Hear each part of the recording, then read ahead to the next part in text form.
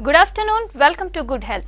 Spondylosis సమస్యతో బాధపడుతున్నారా? Lumbar and cervical spondylosis కి హోమియోపతిలో ఎటువంటి ట్రీట్మెంట్ అందుబాటులో ఉందో మనకు తెలియజేయడానికి హోమియోకేర్ ఇంటర్నేషనల్ డాక్టర్ కవిత గారు మనతో పాటు ఉన్నారు. వారిని అడిగి మరిన్ని విషయాలు తెలుసుకుందాం. Hi doctor, good afternoon. Okay doctor, అసలు ఈ స్పాండిలైసిస్ అంటే ఏంటి? ఇది రావడానికి మేజర్ రీజన్స్ ఏంటి? ఓకే, స్పాండిలైసిస్ మనకు సర్వసాధారణంగా ఇప్పుడు నవడేస్ పెరుగుతున్న డిస్క్ సమస్యలు అంటూ ఉంటాం. సో ఇన్ని మామూలుగా అయితే మన జాయింట్లు అన్ని కీళ్ళు ఏ విధంగా వర్క్ చేస్తే కూడా అంతే, దట్టు సెంట్రల్ కాబట్టి మెయిన్ పార్ట్ రోల్ ప్లే చేసే అవకాశాలు ఉంటూ ఉంటాయి. సో ఓవరాల్గా మన బాడీని బేర్ చేసేవి సెంట్రల్లో ముఖ్యంగా neck and back, hip and knees. So ఎప్పుడైతే over strain of that particular joint కానీ డెఫిషియన్సీ కావచ్చు, లేకపోతే over strain of that those joints అంటే కంటిన్యూస్ సిట్టింగ్ ప్రొఫెషన్ వల్ల కూడా ఇప్పుడు ఈ ప్రాబ్లం వస్తుంది. Desk work only system work ఎక్కువ చేసే వాళ్ళకి కూడా హైటెక్ పీపుల్ డిజీజ్ అంటూ ఉంటాం మనం. ఎక్కువగా సాఫ్ట్వేర్ ఇంజనీర్స్ ఎక్కువ ఓన్లీ సిస్టమ్ వర్క్స్ ఉంటాయి కాబట్టి ఓవర్ స్ట్రెయిన్ అవుతుంది. అండ్ ఫ్రంట్ డెస్క్ వర్క్ ఎక్కువగా చేసే వాళ్ళు కూడా, అకౌంట్ సెక్షన్లు ఎక్కువ చేసే వాళ్ళు కానీ, డ్రైవింగ్ ప్రొఫెషన్ వాళ్ళకి కానీ ఇలాంటి సమస్యలు ఎక్కువ వస్తాయి. ఎందుకంటే కంటిన్యూస్ సిట్టింగ్ వల్ల strain of the neck and back ఎక్కువ అవ్వడం వల్ల ఎర్లీ ఏజ్లో మనకి ఈ ప్రాబ్లమ్ స్టార్ట్ అవ్వడం అనేది జరుగుతుంది. సో దానికి తోడుగా మనకి కాల్షియం డెఫిషియన్సీ కానీ, ఇండైరెక్ట్గా వైటమిన్ డి డెఫిషియన్సీ ఉండడం వల్ల కూడా మనకి డిస్క్ సమస్యలు మనం రావడం అనేది గమనిస్తున్నాం. వీటన్నిటికీ మనకు autoimmune disorders nowadays ankylosing spondylosis గమనిస్తున్నాం. సో యాంక్లోజింగ్ స్పాండిలోసిస్ కూడా ముఖ్యంగా మనకు నెక్, బ్యాక్, ఓవరాల్గా టోటల్ స్పైన్ ఎఫెక్ట్ గురి చేసే అవకాశాలు ఎక్కువగా ఉంటూ ఉంటాయి. And other metabolic disorders which are under control of, అంటే కాల్షియం కంట్రోలింగ్ చేసే మెటబాలిజమ్స్ కూడా మనకి ఈ ప్రాబ్లమ్ని ఎఫెక్ట్ చేసే అవకాశాలు ఉంటాయి.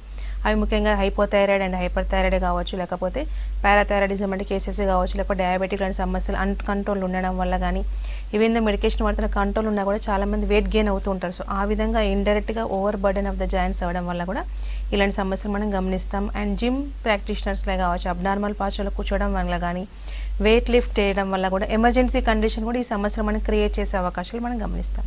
ఓకే డాక్టర్, స్పాండిలైసిస్ ఎన్ని టైప్స్ ఉంటుంది? ఓకే, యాక్చువల్గా డిజీజ్ ప్రోగ్రెస్ని బట్టి మనకు సిమ్టమ్స్ గమనిస్తూ ఉంటాం. టైప్స్ కూడా ఎక్స్టెన్షన్ ఆఫ్ ద డిజీజ్ ఉంటుంది. సర్వైకల్ రీజియన్లోస్ అండ్ సర్వైకల్ స్పాండిలోసిస్, లుంబార్ రీజియన్లోస్ లుంబార్ స్పాండిలోసిస్ అంటాం. So spondylosis, spondylolisthesis and slip disc అంటూ ఉంటాం. And osteophytic formation also one of the reason. Initial stages కనుక తీసుకుంటే మనకు స్పాండిలోసిస్ అంటూ ఉంటాం. స్టిఫ్నెస్ వరకే ఉంటుంది సిమ్టమాటికల్లీ చూసుకున్నా కూడా. Only stiffness of that particular joint, అది నెక్కే కావచ్చు, సర్వైకల్ రీజియన్లో ఉంటే, లంబార్ రీజియన్లో ఉంటే కానీ నడుమే కావచ్చు. ఫార్వర్డ్ బెండింగ్ కానీ, restriction movement of that particular joint, neck అయితే నెక్ రిస్ట్రిక్షన్ మూమెంట్ ఉంది, లెఫ్ట్ సైడ్ కానీ, రైట్ సైడ్ కానీ, ఫార్వర్డ్ బెండింగ్ కానీ, బ్యాక్ బెండింగ్ కానీ ఈ కష్టంగా ఉండే ఛాన్సెస్ ఉంటాయి. And painful movement further extension అవుతుంది. ఎప్పుడైతే డిస్క్ బల్జ్ అయిపోయి అది నర్వ్ కంప్రెషన్ అవుతుందో, దట్ ఈస్ అది కూడా మైలోపతి అండ్ రాడికులోపతి, ఇది one more stage extension of the disease అయ్యే ఛాన్సెస్ ఉంటాయి. అండ్ ఆస్టియోఫైటిక్ ఫార్మేషన్ అవ్వడం వల్ల చాలామందికి అంటే సర్క్యులేషన్ డిఫెక్ట్ అవ్వడం వల్ల సడన్గా గిడ్డినెస్ వచ్చే ఛాన్సెస్ ఉంటుంది. సో ఇది ఇంకా ఫర్దర్ పెథాలజీ పెరిగితే మనం గమనించవచ్చు. అండ్ ఎక్స్ట్రీమ్ స్టేజ్ కనుక తీసుకుంటే లిస్థిసిస్ అంటాం. So there is no gap between the two vertebra, అంటే డిస్క్ స్పేస్ అనేది ఉండకుండా సో టోటల్గా ఓవర్లాప్ అయ్యే ఛాన్సెస్ ఉంటుంది. సివియర్గా స్టిఫ్నెస్ ఉంటుంది. నాట్ ఈవెన్ నెక్ కదపాలంటే టోటల్ బాడీ వాళ్ళకు కదపాల్సిన అవకాశాలు ఎక్కువగా ఉంటుంటాయి. నడుము కదపాలంటే మామూలు ఒక సైడ్ తిరగాలి అంటే కూడా టోటల్ బాడీని మూవ్ చేసే అవకాశాలు ఎక్కువగా ఉంటూ ఉంటాయి. సో ఇది మనకు స్పాండిలోసిస్, స్లిప్ డిస్క్ అంటే వర్టిబ్రా ఏర్పడడం అండ్ స్పాండిలోలిసిస్ కేసు అంటాం. సిమిలర్లీ లుంబార్ స్పాండిలోసిస్లో కూడా అంతే, స్లిప్ డిస్క్తో పాటు స్పాండిలోసిస్తో పాటు సయాటికా రావడం అండ్ ఎమర్జెన్సీ కండిషన్ క్రియేట్ అయ్యే ఛాన్సెస్ ఉంటాయి. ఎక్స్టెన్షన్ ఆఫ్ ద డిజీజ్ పెరుగుతున్నా కూడా ఇన్వాల్వ్మెంట్ ఆఫ్ ద ఆర్గాన్స్ కానీ, డిజీజ్ పెథాలజీ కూడా పెరిగే అవకాశాలు మనం గమనిస్తామండి. ఓకే డాక్టర్, సర్వైకల్ స్పాండిలైసిస్ చూసుకుంటే ఎలాంటి సిమ్టమ్స్ కనిపిస్తాయి? ఎందుకంటే నార్మల్ నెక్ పెయిన్ కూడా వస్తూ ఉంటుంది చాలా మందికి. అసలు దీని సిమ్టమ్స్ ఎలా ఉంటాయి? సో యాక్చువల్గా నెక్ పెయిన్ అనగానే అది స్పాండిలోసిస్ కింద కన్సిడర్ చేయడానికి ఉండదు. సో డిఫరెన్షియల్ డయాగ్నోసిస్ అంటే రకరకాలుగా మనం తీసుకుంటే, ఒక నెక్ పెయిన్ వచ్చిందంటే reason cervical spondylosis and BP అంటే హైపర్ టెన్షన్ ఉండడం వల్ల కూడా మ్యాక్సిమం నెక్ రిజిడిటీ ఉండే ఛాన్సెస్ ఉంటాయి. It starts with the neck pain కిందకే ఉంటుంది, ఎక్స్టెన్షన్ టు ఆక్సిపిటల్ రీజన్ వరకు పెరిగే అవకాశాలు ఉంటాయి. అండ్ మైగ్రేన్ హెడేక్స్ కూడా మనకి ఎక్కువ నెక్ రీజన్లో వస్తూ ఉంటాయి. సో వన్ సైడ్ హెడేక్తో పాటు బ్యాక్ సైడ్ ఎక్కువ ఇన్వాల్వ్మెంట్ అయ్యే ఛాన్సెస్ ఉంటాయి. అండ్ ఎన్ని ట్యూమర్స్ ఉండడం వల్ల కూడా మనకి నెక్ పెయిన్ కూడా ఉండే ఛాన్సెస్ ఉంటాయి. టెన్షన్ హెడేక్స్ ఆల్సో ఎక్కువగా మనకి నెక్ రీజన్లో మనకు కనిపించే అవకాశాలు ఉంటూ ఉంటాయి. సో ఏ విధంగా వేరీ చేయాలంటే రెండింటిలో కనుక చూసుకుంటే, ఇప్పుడు సర్వైకల్ స్పాండిలోసిస్ ఉంది. ఇందాక చెప్పిన neck stiffness common symptoms to every disease and ఇందాక చెప్పిన అన్ని డిజీజ్ సిమిలర్గా ఉంటుంది. బట్ స్టిఫ్నెస్తో పాటు ఎక్స్టెన్షన్ రేడియేటింగ్ టు పెయిన్ అనేది restricted movement and painful movement, అంటే లేదర్ సైడ్ కూడా మనకి ఇబ్బంది ఉండే ఛాన్సెస్ ఉంటాయి. అండ్ చేతులు లాగడం, ఎందుకంటే అక్కడ నర్వ్ అనేది కంప్రెషన్ అయితే కనుక చేతులు లాగడం కానీ, తిమ్మిళ్ళు రావడం కానీ ఉండే ఛాన్సెస్ ఉంటాయి. Grip loss, heaviness of that particular hand కానీ ఉండే అవకాశాలు ఎక్కువగా ఉంటాయి. అంటే చిన్నపాటి వస్తువులు పట్టుకుని ఇప్పుడు 1 లీటర్ కానీ 1 కేజీ కానీ లిఫ్ట్ చేస్తున్నా దే ఫీల్ నేను 1 లీటర్ 1 కేజీ బరువు మోస్తున్నాను అన్న ఫీలింగ్ ఉంటుంది. ప్రీవియస్ అయితే నార్మల్గా ఉన్నా కూడా ఆ ఎఫెక్ట్ అయిన పర్సన్లు ఈ విధంగా ఇబ్బంది గురయ్యే ఛాన్సెస్ ఉంటాయి. కొంతమంది ఇంకా ఎక్స్ట్రీమ్ స్టేజ్ వెళ్తే గ్రిప్ లాస్ అవ్వడం వల్ల ఆ వస్తువులు కూడా మనం పడవేసే అవకాశం ఉంటుంది. జస్ట్ లైక్ పారాసిస్ సింటమ్స్ ఏ విధంగా ఉంటాయి ఆ విధంగా గమనిస్తాం. సో చాలామందికి లెఫ్ట్ సైడ్ స్పాండిలోసిస్ రాగానే, లెఫ్ట్ సైడ్ రేడియేటింగ్ పెయిన్ రాగానే చాలామందికి కార్డియాక్ ప్రాబ్లం కూడా వాళ్ళకి సిమిలర్ సిమ్టమ్స్ మనం గమనిస్తూ ఉంటాం. బట్ ప్రతి ఒక్క సిమ్టమ్ అనేది కార్డియాక్ ఇన్వాల్వ్మెంట్ అనేది ఉండదు. సిమిలర్గా మనకి లెఫ్ట్ రేడియేటింగ్ పెయిన్ ఉండే ఛాన్సెస్ ఎక్కువ ఉంటూ ఉంటాయి. బట్ ఎగ్జాస్ట్ అప్పుడు కానీ ఆ పర్టికులర్ హ్యాండ్ని కానీ మనకి ఇన్వాల్వ్ అయితే ఇవన్నీ సిమ్టమ్స్ అయ్యే ఛాన్సెస్ ఉంటాయి. సో గ్రిప్ లాస్ కిందకి మనం కార్డియాక్లో గమనించాం. ఓన్లీ రాడిక్యులోపతి చేతులు లాగడం వరకే మనకు గమనించే ఛాన్సెస్ ఉంటాయి. అంటే వేడావిలు రావడం కానీ, స్వెట్టింగ్ లాంటిది మనకి కార్డియాక్ సిమ్టమ్స్ గమనించే ఛాన్సెస్ ఉంటాయి. అలా associated with chest pain. So దీంట్లో ఉన్న చెస్ట్ పెయిన్ అసోసియేటెడ్ ఉండదు, చెస్ట్ కంజెషన్ కూడా అసోసియేటెడ్ ఉండదు. Neck to radiative that particular hand, muscle and nerve involvement nothing but radiculopathy ఉండే అవకాశం మనం గమనిస్తాం. ఓకే డాక్టర్, అదేవిధంగా లంబార్ స్పాండిలోసిస్ ఉన్న వాళ్ళకి ఎలాంటి సిమ్టమ్స్ కనిపిస్తాయి అండ్ ఎస్పెషల్ వాళ్ళు ఎలాంటి జాగ్రత్తలు తీసుకోవాలి? Okay, similar lumbar also, lumbar spondylosis కనుక ఇనీషియల్ స్టేజ్ కనుక చాలామందికి లంబార్ అనగానే స్పాండిలోసిస్ అనే కాకుండా ఇప్పుడు కిడ్నీ పెయిన్ ఉండడం వల్ల కూడా మనకి అక్కడ వచ్చేసి కిడ్నీ స్టోన్స్ ఉండడం వల్ల కూడా లుంబార్ రీజియన్లో either side stone formation problem అయ్యే ఛాన్సెస్ ఉంటూ ఉంటాయి. అండ్ స్పాండిలోసిస్ వల్ల ఛాన్సెస్ ఉంటాయి. అండ్ ముఖ్యంగా ఫీమేల్స్లో గర్భాశయ కణుతులు ఉండడం వల్ల కూడా లోయర్ బ్యాక్ పెయిన్ వచ్చే ఛాన్సెస్ ఉంటుంది. At the same time endometriosis, adenomyosis, PCOD లాంటి కేసెస్లో కూడా మనం గమనిస్తాం. సో బ్యాక్ పెయిన్కి కామన్ ఫ్యాక్టర్స్. సో ఇందులో మనకు స్పాండిలోసిస్కి అదర్ అసోసియేటెడ్ రిలేషన్ కనుక చూసుకుంటే spondylosis it may turn period రిలేటెడ్గా ఏది ఉండకుండా ఓవరాల్గా ఎగ్జర్షన్ అయినప్పుడల్లా పెయిన్ గమనించే ఛాన్సెస్ ఉంటుంది. మూవ్మెంట్కి స్టిఫ్నెస్ రావడం, ఫార్వర్డ్ బెండింగ్ ఇబ్బంది, ఒక సైడ్ నుంచి ఇంకొకసారి పక్కకు తిప్పడానికి కూడా ఇబ్బంది అయ్యే ఛాన్సెస్ ఉంటాయి. మెట్లకి దిగడానికి ఇబ్బంది, కింద కూర్చోవడం ఇబ్బంది, వెయిట్ లిఫ్టింగ్ ఉన్నప్పుడు ఇనీషియల్ స్టేజ్లో పెయిన్ గమనించే ఛాన్సెస్ ఉంటాయి. దెన్ డిస్క్ బల్జ్ అయిపోయి అక్కడ కనుక కంప్రెషన్ స్టార్ట్ అయితే either side of the thighs, either left కానీ రైట్ సైడ్ కానీ కంప్రెషన్ అయితే కనుక లెఫ్ట్ సైడ్ లాగడం, లెఫ్ట్ సైడ్ సయాటికా అంటాం, రైట్ సైడ్ సయాటికా అంటూ ఉంటాం. అక్కడ ఉన్న నర్వ్ ఏంటి వర్క్ మజిల్కి సప్లై చేసుకుని దానికి సిగ్నలింగ్ ఇచ్చి ఫంక్షనింగ్ చెప్పడం, that is nothing but the major function of the nerve. ఎప్పుడైతే stress of the nerve involvement అయితే కనుక మజిల్ గ్రిప్ లాస్ లాగడం కానీ, తిమ్మిలు రావడం కానీ, ఒక 10 నిమిషాలు నిలబడలేని పరిస్థితి ఏర్పడే ఛాన్సెస్ ఉంటాయి. కొంతమందికి వెరికోస్ కూడా ఈ విధంగా సిమిలర్ సిమ్టమ్స్ ఉంటాయి. బట్ లోయర్ నీ నుండి కిందికి ఉండడం వల్ల కూడా అక్కడ మనకు ఫిజికల్గా సైన్స్ చాలా గమనిస్తుంటాం వెరికోస్ వీన్స్కి అయితే. సో యాజ్ సచ్ దీనికి వెరికోస్ వీన్స్ లాగా ఏం సిమ్టమ్స్ ఉండవు, వెరికోసిటీ ఉండకుండా నార్మల్గా హిప్ నుంచి మన కిందికి పెయిన్, లుంబార్ రీజన్లో కిందికి పెయిన్ అయ్యే ఛాన్సెస్ ఉంటాయి. ఇన్ కేస్ ఆఫ్ ఫైబ్రాయిడ్స్ ఉన్నాయనుకోండి, పీరియడ్ రిలేటెడ్ ఎక్కువగా ఉంటూ ఉంటాయి. In between spotting, heavy bleeding కానీ, ఓన్లీ పీరియడ్ అప్పుడే సివియర్గా పెయిన్ రావడం అనేది గమనిస్తాం. కిడ్నీ స్టోన్స్ ఉందనుకోండి, either side from back to front radiate అయ్యే ఛాన్సెస్ ఉంటాయి. From Lyon to grain radiate అయ్యే ఛాన్సెస్ ఉంటాయి. వామిటింగ్ సెన్సేషన్ ఉంటాయి associated with. And urinary burning కొంతమందిలో ఉండొచ్చు, కొంతమందిలో ఉండకపోవచ్చు. సో పీసీఓడి కేసెస్ అయితే irregularity of the period maintain చేసే అవకాశాలు ఉంటూ ఉంటాయి. అండ్ పీఏడి కనుక సిమ్టమ్స్ ఉంటాయి కనుక ల్యూకోరియా కానీ, వైట్ డిశ్చార్జ్ కానీ అసోసియేట్ ఉంటాయి. సో డిఫరెన్షియల్ డయాగ్నోసిస్లో మనం అంటే ఒకటే పర్సన్లో ఒకటే స్పాండిలోసిస్ ఉండాలని లేదు, 2 డిసీజులు కూడా ఉండే ఛాన్సెస్ ఉంటాయి. సో ఆ విధంగా మనం రూల్ అవుట్ చేసుకొని దాని దగ్గర ట్రీట్మెంట్ స్టార్ట్ చేయొచ్చు. ఓకే డాక్టర్, కాల్ తీసుకుందాం. హలో హలో జహంగీర్ గారు, యా చెప్పండి మీ ప్రాబ్లం ఏంటి? డాక్టర్ గారు ఉన్నారు, మాట్లాడండి. హలో హలో డాక్టర్, చెప్పండి జహంగీర్ గారు. నేను కేరళలో ఉంటున్నాను. ఓకే, ఈ ఆర్థోనిక్ ఆల్బమ్ 30 అని ఇక్కడ కేరళలో ఇది కోవిడ్ ప్రివెంటివ్ లాగా సప్లై చేస్తున్నారు. అవును, హలో సప్లై చేస్తున్నారు. ఆర్సాల్ప్ 30ని కోవిడ్ ప్రివెంటివ్ లాగా ఇస్తున్నారు. మీ డౌట్ ఏంది చెప్పండి. ఇక్కడ లోకల్లో చెప్తున్నారు. ఇప్పుడు ఈ రోజే ఇక్కడ హెల్త్ మినిస్టర్ చెప్పిండ్రు, ఈ ఆర్థోనిక్ ఆల్బమ్ నుంచి మంచిగా ఇమ్యూనిటీ ఎక్కువ అవుతుంది, కరోనా కూడా కొద్దిగా బాగా మంచి వస్తుంది అని చెప్తున్నారు. దాని గురించి మీ అడ్వైస్ ఏమిటండి మేడం? ఓకే, యాక్చువల్గా ఆర్సాల్ప్ ఓవరాల్గా ఇప్పుడు మన Covid symptoms, corona symptoms, group of symptoms కనుక తీసుకుంటే పాలిక్రస్ల కవరేజ్ మనకి ఆర్సాల్ప్ కానీ, క్యాంఫర్ కానీ మనకి ఎక్కువ ఉన్నాయి. సో 100% కాకుండా సర్టన్ ఎక్స్టెంట్ ఇది మనకు ప్రూవెనే కాబట్టి ఆ సిమ్టమ్స్, డిజీజ్ సిమ్టమ్స్ ప్రూవెన్ అవుతున్నాయి కాబట్టి బాడీలో యాంటీబాడీస్ ప్రొడక్షన్ అయిపోయి ప్రివెంటివ్ ఆస్పెక్ట్లో చాలా వరకు వర్కౌట్ అవుతున్నాయండి. వేసుకోవచ్చు ఇర్రెస్పెక్టివ్ ఆఫ్ ఏజ్. చాలామంది డౌట్ అంటే చిన్నపిల్లలు వేయొద్దు, ప్రెగ్నెంట్ లేడీస్ వేయొద్దు అని అనుకుంటారు. బట్ లేదండి, irrespective of age, male or female and diabetic thyroid people ఉన్న కూడా మెడిసిన్ వేసుకోవచ్చు. ఎందుకంటే కొన్ని రోజులు వేసుకొని స్కిప్ చేసి మళ్ళీ కొన్ని రోజులు కంప్లీట్గా చేయడం వల్ల ఏంటంటే బాడీ యొక్క ఇమ్యూనిటీ పవర్ బూస్టింగ్ అవ్వడంతో పాటు ప్రివెంటివ్ ఆస్పెక్ట్ కూడా వర్కౌట్ అవుతుంది కేసెస్. కాబట్టి వేసుకోవచ్చండి, దానివల్ల నష్టం ఏం లేదు, ఇమ్యూనిటీ బూస్టింగ్ లాగా పనిచేస్తుంది. ఓకే డాక్టర్, కాల్ తీసుకుందాం. డాక్టర్ హలో, సంజయ్ గారు, యా చెప్పండి మీ ప్రాబ్లం ఏంటి? డాక్టర్ గారు ఉన్నారు, మాట్లాడండి. హలో అండి నాకు ఎక్కువగా ఆయాసం వస్తుందండి. ఓకే. నా ఏజ్ 22. మ్మ్. నడవడం కూడా కష్టంగా నడుస్తాను, లేవడం కష్టంగా లెగిస్తాను. ఓకే. ఏంటో ప్రాబ్లం తెలియట్లేదు. వెయిట్ ఎంత ఉంటారమ్మా మీరు? నేను 85 ఉన్నానండి. సో ఒబెసిటీ ఉన్నారు, అదొక రీజన్. హిమోగ్లోబిన్ పర్సంటేజ్ ఎప్పుడైనా చెక్ చేయించుకున్నారా? చేయించుకోలేదండి. హెచ్బి వల్ల కూడా ఇబ్బంది ఉంటుంది. థైరాయిడ్ ఏమైనా ఉందా మీకు? థైరాయిడ్ లేదండి. చెక్ చేయించుకున్నారా? చెక్ చేయించుకున్నానండి. పీరియడ్స్ ఎలా వస్తాయి? పీరియడ్స్ కరెక్ట్గా వస్తాయి.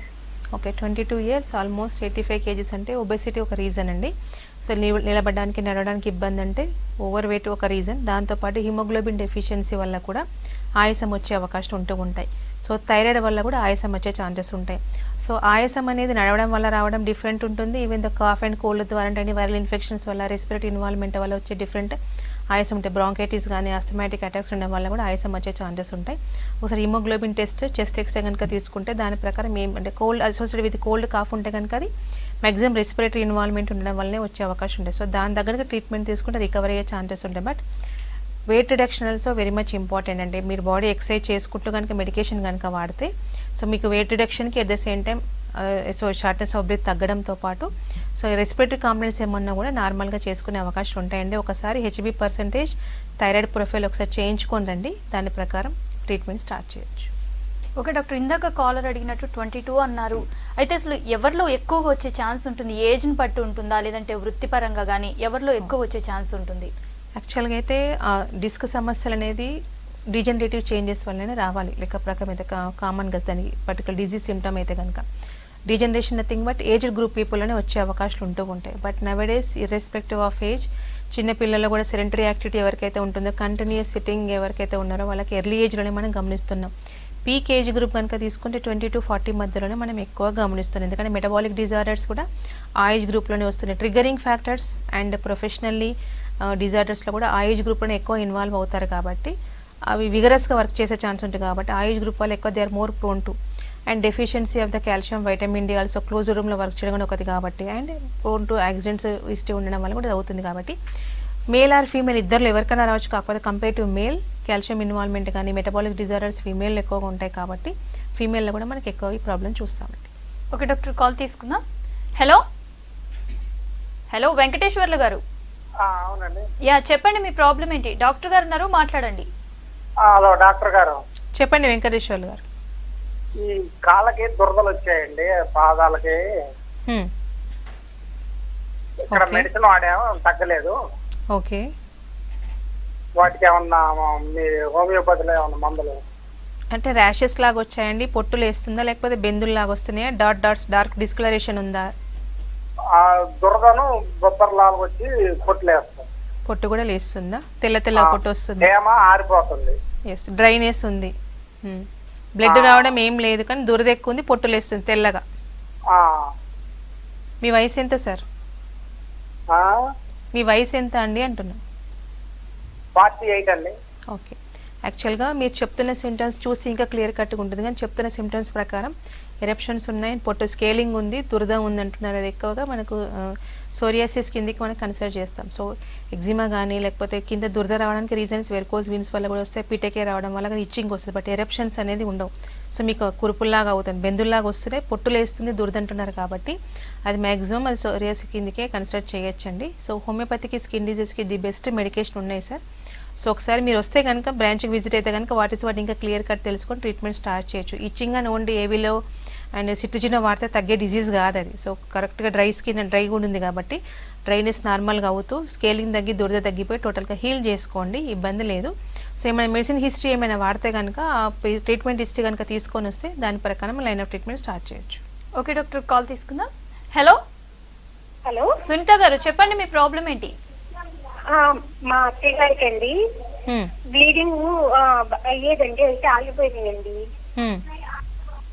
మెడిసిన్స్ అయిపోయింది. తర్వాత ఒక 2 years సునీత గారు టీవీ వాల్యూమ్ తగ్గించి మాట్లాడండి. హలో సునీత గారు టీవీ వాల్యూమ్ తగ్గించి మాట్లాడండి. హలో చెప్పండి. అండి మామూలుగా అయితే బాగా మెడిసిన్స్ అయిపోయింది, బాగా ఎక్కువ కనిపించేది. హలో. ఓకే వింటున్నాను, చెప్పండి. చెప్పండి సునీత గారు. తర్వాత ఒకసారి హాస్పిటల్కి వెళ్ళి తీసుకుంటే వాళ్ళమ్మ స్కానింగ్ తీశారండి. ఓకే. పెద్ద ఆపరేషన్ పడద్దమ్మా, ఈ మెడిసిన్ వాడి చూడండి అని చెప్పారు. మెడిసిన్ కూడా వాడారండి. వాడిన తర్వాత కొన్ని రోజులు బ్లీడింగ్ కనపలేదండి. 1 year దాకా బాగానే ఉందండి. ఓకే. మళ్ళీ బ్లీడింగ్ కనిపిస్తుందండి. ఓకే. వయసు ఎంత అండి తనకి?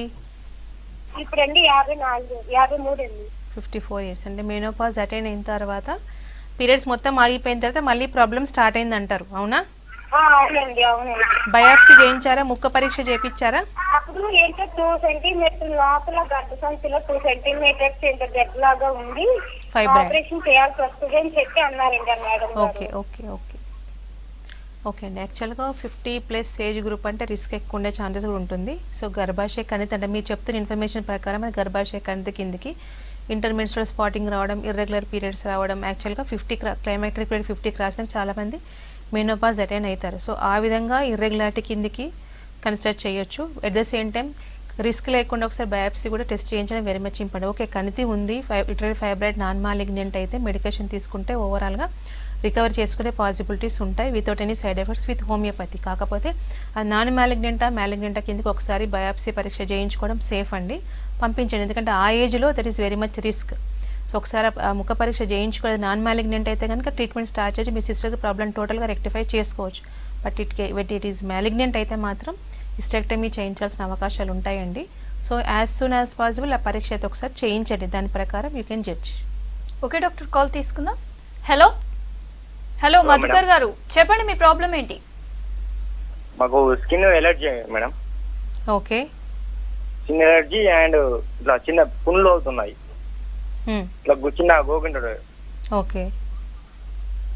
అంటే దద్దులాగా వచ్చి వెళ్ళిపోతున్నాయా, కంటిన్యూ పుండ్లు ఉండిపోతున్నాయా? కంటిన్యూగా ఉంటున్నాయి. ఓకే. ఎక్కడ? కాళ్ళకు అని, చేతుల వేళ్ళ మధ్యలో. ఓకే. సీజన్ వేరియేషన్, సీజనల్గా వస్తాయా లేకపోతే రెగ్యులర్గా ఉంటున్నాయా? సీజన్. ఏ కాలంలో వస్తాయి ఎక్కువ? సేమ్ ఇదే టైంకు. ఓకే. ఫుడ్ ఎలర్జీస్ ఏమైనా ఉన్నాయా మీకు? ఫుడ్ ఎలర్జీస్ ఏం లేవు కదా? No allergy. పర్టికులర్ ఫుడ్ తీసుకోవడం వల్ల రావడం అట్లా ఏముండదు. ఓకే. దురద వచ్చి ఓకే, దురద వచ్చి బ్లడ్ కూడా వస్తుందా? ఇట్లా బ్లడ్ వస్తుంది. సేమ్ మన కింద పడితే దెబ్బ తాకినట్టు అవుతుంది. ఓకే. అట్లా అవుతున్నాయి పుండ్లు. Okay okay. యాక్చువల్గా అది ఎగ్జిమా కిందికి ఉంది. సో ఎగ్జిమా కిందికి ఏది ఉంటుంది అంటే ఫ్లెక్సర్ ఫేస్లో రావడం, సివియర్గా దురద రావడం, అండ్ ఈ దురద ఎక్కువ ఉండడంతో పాటు బ్లడ్ ఊజింగ్ ఉండే ఛాన్సెస్ ఎక్కువ ఉంటాయి. బట్ పొట్టు ఉండదు. ఇన్ బిట్వీన్ ఎనీ జాయింట్స్ మధ్యలో కూడా ఫ్లెక్సర్ వచ్చే ఛాన్సెస్ ఉంటాయి. వీపింగ్ ఎగ్జిమా అంటాం. సివియర్గా దురద ఉంటుంది. సో వెట్ ఏరియాలు ఉన్నా కూడా ఈ ప్రాబ్లం ఎక్కువ వస్తుంటాయి. స్వెట్టిగా ఉన్న పీపుల్కి ఎక్కువ వస్తాయి, ఫ్లెక్సర్ సర్ఫేస్లో వస్తాయి. ఇబ్బంది ఏం లేదండి. హోమియోపతిని మీకు రెగ్యులర్ కోర్స్ లాగా వాడితే కనుక ఇప్పుడు వచ్చినప్పుడే యూజ్ చేయడం అని కాదు, ఇంటర్నల్గా మనం మెడికేషన్ ఇవ్వడం వల్ల ఏంటంటే టోటల్ ఎగ్జిమా రికవర్ అయ్యే ఛాన్సెస్ ఉంటాయి. మళ్ళీ ప్రాబ్లం రిపీట్ కాకుండా చూసుకోవచ్చు. మనం ఇచ్చే మెడికేషన్ ఇంటర్నల్గా ఇవ్వడం ఉంటుంది కాబట్టి ఎక్స్టర్నల్ అప్లికేషన్ లేకుండానే, అంటే చాలామందికి రాగానే ఎక్స్టర్నల్ అప్లికేషన్స్ వాడుతూ సప్రెస్ చేయడం వల్ల రెస్పిరేటరీ ఇన్వాల్వ్మెంట్ ప్రాబ్లమ్స్ వస్తే ఆస్తమా కూడా వచ్చే ఛాన్సెస్ ఉంటాయి. సో అలాంటి సైడ్ ఎఫెక్ట్స్ లేకుండా స్కిన్నే వెళ్ళిపోయి టోటల్గా ప్రాబ్లం హీల్ చేసుకోవచ్చు. సో మీకు ఏది నియర్ బై బ్రాంచ్ ఉంటే ఆ బ్రాంచ్కి వెళ్ళి కన్సల్ట్ అవ్వండి, దాని ప్రకారం ట్రీట్మెంట్ స్టార్ట్ చేయొచ్చు. ఓకే డాక్టర్, కాల్ తీసుకుందాం. హలో పవన్ గారు, చెప్పండి మీ ప్రాబ్లం ఏంటి? డాక్టర్ గారు నమస్తే అండి. నమస్తే పవన్ గారు, చెప్పండి. మేడం, నాకు ఈ మార్చ్ మంత్ నుండి నాకు సర్వికల్ స్పాండిలోసిస్ ప్రాబ్లం ఉంది మేడం. ఇది మార్చ్ మంత్ లాక్డౌన్ వల్ల క్లినిక్స్ ఓపెన్ అయిన తర్వాత మేలు చేయించుకున్నాను. నేను ఎంతమంది డాక్టర్ కలిసిన వాళ్ళందరూ కూడా ఒక పెయిన్ కిల్లర్ ఇస్తారు, ప్లస్ ఒక జెల్ ఇస్తారు, ఒక విటమిన్ టాబ్లెట్ ఇస్తారు. దీని వల్ల కొంచెం ప్రాబ్లమ్ సాల్వ్ కావట్లేదండి. దీని తర్వాత హోమియోపతి కూడా వెళ్ళాను నేను. ఆ హోమియోపతి కూడా ఇదే ట్రీట్మెంట్. నాకు నెక్ నుండి లెఫ్ట్ హ్యాండ్ మొత్తం పెయిన్ ఉంటుంది. దీనికి పర్మనెంట్ క్యూర్ నాకు చెప్పండి మేడం. ఓకే. మీ వయసు ఎంత సార్? ఏం చేస్తుంటారు మీరు? నేను పోస్ట్ డిపార్ట్మెంట్ పనిచేస్తాను. 47 years అండి. ఓకే. వయసు ఎంత సార్ మీది? 47 మేడం. 47 years. ఓకే. అంటే డయాబెటీస్, థైరాయిడ్ లాంటి సమస్యలు ఏం లేవు కదా? నాకు ఏ ప్రాబ్లమ్స్ లేవండి. ఓకే అండి. మీకు ఉంది అంటే ఆస్టియోఫైటిక్ ఫార్మేషన్ అన్నారా, డిస్క్ బల్జ్ అన్నారా, స్పాండిలోసిస్ లో అక్కడ తీస్తే? డిస్క్ బల్జ్ అండి. ఓకే. సో టోటల్గా రికవరీ అవుతుందండి ఇప్పుడు, ఎందుకంటే మనకు యాక్షన్ ఆఫ్ ద మెడిసిన్ కూడా డిఫరెంట్గా ఉండే ఛాన్సెస్ ఉంటాయి మన జీసీఎస్ మెథడ్ ఆఫ్ ప్రిస్క్రిప్షన్లో. ఇప్పుడు ఇచ్చే మెడిసిన్ అనేది డిస్క్ బల్జ్ అనేది రికవర్ అవుతున్న కొద్దీ మీకు చేయి లాగడం అనేది ఫస్ట్ తగ్గుతుంది, అంటే నర్వ్ ఇన్వాల్వ్మెంట్ కవర్ అవ్వడం, తిమ్మిలు రావడం, డ్రాగింగ్ పెయిన్ తగ్గిపోయి స్టిఫ్నెస్ తగ్గి ప్రాబ్లం టోటల్గా రెక్టిఫై చేసిన ఎన్ నెంబర్ ఆఫ్ కేసెస్ ఉన్నాయండి. సో మేల్స్ కనుక తీసుకుంటే బిలో 55-60 బిలో ఉన్న వాళ్ళకి మ్యాక్సిమం రిజల్ట్స్ ఉన్నాయి. So non surgically problem rectify అయిన కేసెస్ చాలా ఉన్నాయి. సో అండ్ ఎక్సైజ్ చార్ట్ కూడా ఒకటి ఇవ్వడం అనేది జరుగుతుంది. సో పెథాలజీ వరకు మెడిసిన్ రికవరీ చేస్తుంది. డెఫిషియన్సీ ఒకటి విటమిన్ డి డెఫిషియన్సీ ఉంటేనే సప్లిమెంట్ రూపంలో తీసుకోమని చెప్తాం. Other than that exercise chart ఇస్తాం. ఇది చేస్తే కనుక మీకు ప్రాబ్లం టోటల్గా సొల్యూషన్ విధానంలోనే ఉండే అవకాశాలు ఉంటాయి. ఒకసారి మీరు ఆ రిపోర్ట్స్ కనుక తీసుకొని వస్తే దాని ప్రకారం ట్రీట్మెంట్ స్టార్ట్ చేస్తారు. Will get more benefits. Okay doctor, call తీసుకుందాం. హలో మురళీధర్ గారు, చెప్పండి మీ ప్రాబ్లం ఏంటి? Okay okay madam. చెప్పండి, డాక్టర్ గారు ఉన్నారు, మాట్లాడండి. హలో మేడం మేడం నా పేరు మురళీధర్ అండి. చెప్పండి సార్, మీ సమస్య ఏంటి? మేడం నాకు 1 year బ్యాక్ L3 L4 లో సర్జరీ అయ్యాదండి. ఓకే. ఆ తర్వాత ఇప్పుడు 1 year కు టై నుంచి మొకాల వరకు బ్యాక్ సైడ్ పెయిన్ బాగా వస్తుందండి. ఓకే. అయితే మేము అపోలోలో నాయక్ డాక్టర్ అని ఆయన దగ్గర సర్జరీ చేయించుకున్నామండి. ఆ సార్ ఏమంటున్నాడంటే అది గ్లూటల్ పెయిన్ అంటున్నాడండి. Gluteal pain. ఓకే. ఆ గ్లూటియల్ పెయిన్ అంటున్నాడు. రెస్ట్ అంటున్నాడు. ఎంత 3 months రెస్ట్ అవుతుంది, ఏ మాత్రం తగ్గడం లేదండి. ఓకే. మరి దీనికి మన దగ్గర ఏమన్నా మెడిసిన్ ఉన్నదా? అసలు అది ఏ పెయిన్ అనేది అర్థం అవుతలేదండి. అది నరువు పెయినా గ్లూటల్ పెయినా అది ఏం అర్థం అవుతలేదండి. పెయిన్ హిప్ దగ్గర తుంటి దగ్గర కూడా ఉందా అండి? తొంటి ప్రాంతం నుంచి మొకాల వరకు ఉందండి. ఓకే. నడుము దగ్గర లేదు? నడుము దగ్గర అసలే పెయిన్ లేదండి. ఓకే. అంటే కాల్ లిఫ్ట్ చేయగలుగుతున్నారా? కాలు పైకి లేపుతున్నానండి. లిఫ్ట్ చేసి మెట్లెక్కి దిగినా ఇబ్బంది లేదు? లేదండి, కానీ అండుకుంటే రిలీఫ్ ఉంటుంది. లేచి కూర్చున్నా నడిచినా ప్రాబ్లం అవుతుందండి. ఓకే. ఆ పర్టికులర్ జాయింట్ ఎంఆర్ఐ ఏమన్నా తీయించారా మీరు? తీయలేదండి. అసలు అంతా సారు నీకు నరువు ప్రాబ్లం కాదు, అది ఎంఆర్ఐ అవసరం లేదు, అసలే నరువు ప్రాబ్లం కాదని ఆ ఫిగర్ చూపించుకుంటూ చెప్తున్నాడు. లేదండి, ఒకసారి అది ఇప్పుడు కూడా చేంజ్, ఎందుకంటే ఏవియన్ కేసెస్ కూడా అక్కడే ఉంటాయి. ఏవాస్కులర్ నెక్రోసిస్ అంటాం. ఇది ఎక్కువ మనకు హిప్ జాయింట్ ఎఫెక్ట్ అవుతుంది. సివియర్గా స్టిఫ్నెస్ రావడం, నడవడానికి ఇబ్బంది, లేబట్టడానికి ఇబ్బంది, సివియర్గా కంటిన్యూస్ పెయిన్ ఆ విధంగానే ఉంటుంది. మేబీ స్పాండ్లోసిస్ పెయిన్ కాకపోవచ్చు, బట్ హిప్ జాయింట్ ఇన్వాల్వ్మెంట్ అయినా కూడా రిస్క్ ఉండే ఛాన్సెస్ ఉంది. ఎందుకంటే మనకు వెయిట్ బేరింగ్ జాయింట్ ముఖ్యంగా ఎండు తుంటి ఎముకలే కాబట్టి అది డ్యామేజ్ అయితే చాలా రిస్క్ ఉండే ఛాన్సెస్ ఉంటాయి. ఒకసారి MRI of that particular joint తీయించండి. వాట్ ఈస్ వాట్ క్లియర్ కట్గా తెలుసుకునే ఛాన్సెస్ ఉంటాయి. సో అది ఏవాస్కులర్ నెక్రోసిసా లేకపోతే డ్యూ టు స్పాండిలోసిస్ ఎక్స్టెన్షన్ వల్ల ఇబ్బంది అవుతుందా, ఇక్కడ మజిల్ అక్కడ ఇబ్బంది ఉందా, సో ఎనీ ఎర్లీ ఆర్థరైటిస్ ఏమైనా ఉందా అది తెలుసుకుని ట్రీట్మెంట్ స్టార్ట్ చేసి డెఫినెట్గా ఉందండి. ఇప్పుడు మనకు డ్యామేజ్ పార్ట్ మోర్ దెన్ 70% అయితే మనం రికవరీ చేయలేం ఏవిఎన్ అయితే, బట్ బిలో దట్ అయితే మాత్రం నాన్ సర్జికల్ ఇప్పుడు మళ్ళీ మీకు ఆపరేషన్ రిక్వైర్మెంట్ లేకుండానే పెయిన్ తగ్గించుకునే అవకాశాలు ఉన్నాయి. But we need to know అది ఏంటి అని ఒకసారి MRI that particular hip joint అనేది ఒకసారి చేపిస్తే మీకు క్లియర్ కట్గా తెలుస్తుంది. దాని ప్రకారం ట్రీట్మెంట్ స్టార్ట్ చేయొచ్చు. ఓకే డాక్టర్, ఇందాక కూడా ఒక కాలర్ అయితే అడిగారు ఇమ్యూనిటీ గురించి. ఇప్పుడున్న సిచ్యువేషన్ లో అండ్ నెక్స్ట్ కూడా వింటర్ సీజన్ కూడా వైరల్ ఫీవర్స్ వచ్చే సీజన్, ఈ టైంలో ఇమ్యూనిటీ బూస్ట్ చేయడానికి హోమియోపతి ఎలా యూజ్ అవుతుంది? ఓకే, యాక్చువల్గా action of the medicine homeopathy it self immunity boosting ఉంటుంది. ఎట్ ద సేమ్ టైం నవడేస్ బయట పెరుగుతున్న కేసెస్తో పాటు వెదర్ వైజ్ కూడా చాలా వరకు వైరల్ ఇన్ఫెక్షన్స్ పెరుగుతూ ఉంటాయి. అండ్ అదర్ కోమార్బిడ్ కండిషన్స్ ఉన్న వల్ల చాలా రిస్క్ పోన్ ప్రాబ్లమ్స్ ఎక్కువగా ఉంటున్నాయి నవడేస్ ఉన్న బయట జరుగుతున్న వాతావరణంలో. సిఓపిడి కండిషన్స్ కావచ్చు, డయాబెటీస్ లాంటి కోమార్బిడ్ కండిషనే కావచ్చు, అండ్ ఎలర్జిక్ టెండెన్సీ ఉన్న వాళ్ళది ఫుడ్ ఎలర్జీసే కావచ్చు, రెస్పిరేటరీ ఎలర్జీసే ఉన్న వాళ్ళకి.